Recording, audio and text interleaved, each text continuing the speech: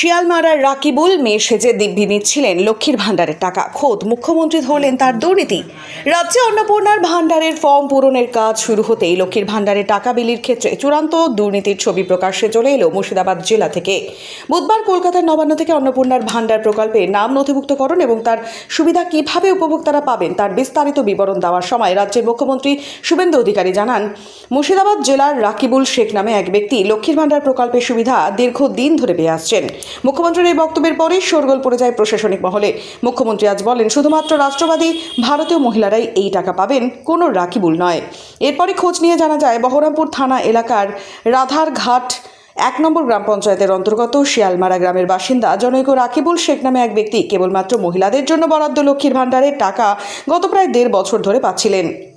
যদিও কিভাবে এবং কেন লক্ষ্মীর ভাণ্ডারের টাকা তার ব্যাংক অ্যাকাউন্টে ঢুকত রাকিবুল তা জানতেন না বলে আজ দাবি করেছেন।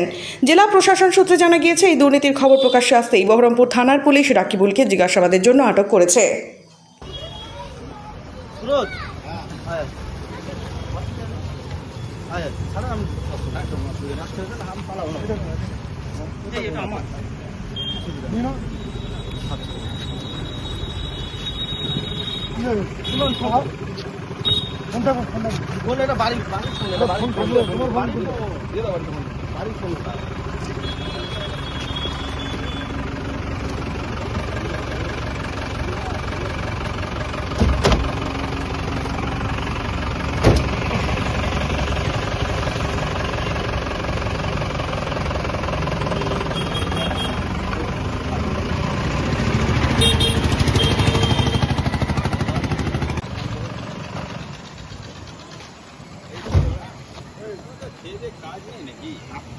এদিকে